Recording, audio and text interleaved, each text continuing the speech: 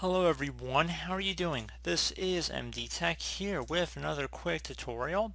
In today's tutorial I'm going to show you guys how to hopefully resolve if you're coming across an issue that the D3dcompiler libraries are corrupt or not available when you're trying to access OBS Studio. So this should hopefully be a pretty straightforward process, and without further ado, let's go ahead and jump right into it. So first thing you want to do is open up your web browser, and I'm going to have a link in the description of my video to DLL download site. So I use this site for a lot of DLL downloads if you watch my channel often. And you want to just scroll down this page until you see where it says D3dcompiler underscore 43.dll. There should be two downloads in here, the 32 and the 64-bit. Download whatever one's correct for your version of Windows. So if you're running a 32-bit operating system, you're going to select the first one. Otherwise, select the 64-bit download.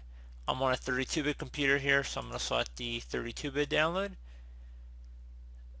I've made other videos before of how to determine if you're running a 32 or 64-bit system. I'm not going to make a whole nother video just showing that.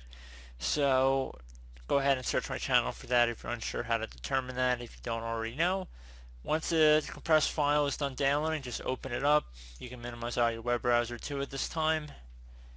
So now that this is open here, I'm just going to left click and drag this DLL file over to my desktop. So I'm just going to copy it over to my desktop here. See, it's now there. Close out of here.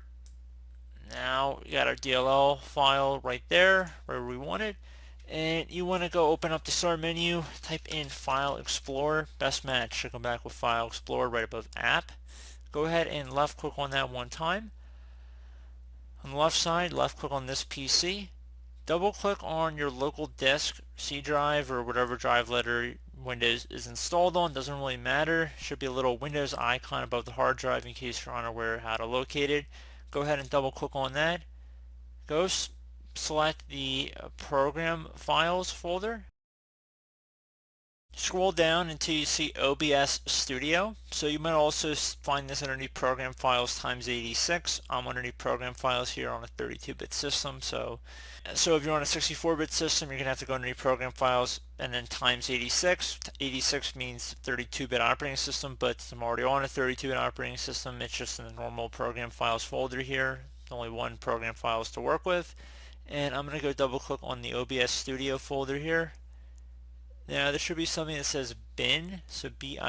Go ahead and double click on that. 64-bit, there should be a folder in here. Double click on that. And now we're going to drag our DLL file from our desktop and just drag it in here. So just take it, left click on it, and just drag it in. Move to 64-bit, which is just the name of this folder. I'm going to drop it in. You'll need to provide administrator permission to move to this folder. Select continue. And once you are done with that, go ahead and close out of here. Restart your computer, and then I would check to open up OBS Studio and see if that has resolved your problem. So as always, thank you guys for watching this brief tutorial. I do hope I was able to help you out, and I do look forward to catching you all in the next tutorial. Goodbye.